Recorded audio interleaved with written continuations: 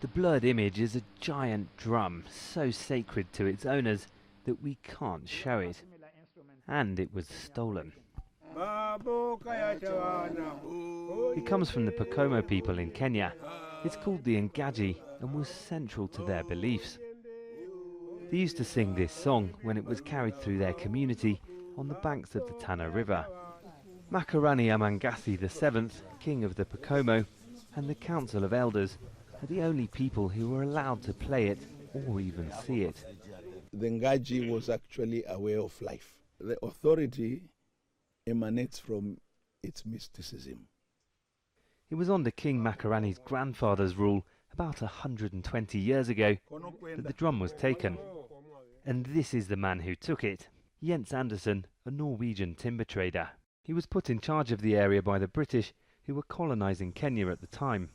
He sailed up the Tana River in a steamboat, and elders say he found a people who revered the Ngadji more than him. They say Andersen and his men found the Ngadji being transported along the river, rested across a couple of dugout canoes just like this one. They say they stole it at gunpoint, took it off down the river. It ended up in the British Museum in London, where it's been kept in a cupboard for more than 100 years.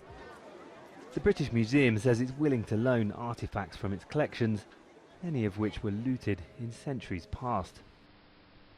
The king's brother was allowed to visit the Ngadji in the storage cupboard 8 years ago and took this video.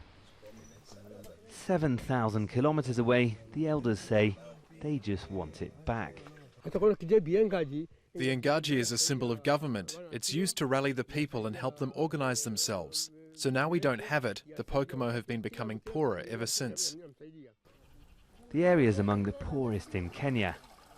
Over the last century, some ways of life haven't changed much. Others have, such as traditional beliefs, which have been replaced with Christianity or Islam. Young people, King Makarani says, need to be reconnected to their heritage. He wants to formally request the Ngadji's return through Kenya's government. It's not something belonging to the museum. It's something which will be able to bring not only joy, but we believe it will change the fate. It will change the fortunes of a whole community. There are few people remaining here who were raised on the belief system of the Ngadji. This man, Mkidjo Said Kumbi Awadesa, has died since we met him.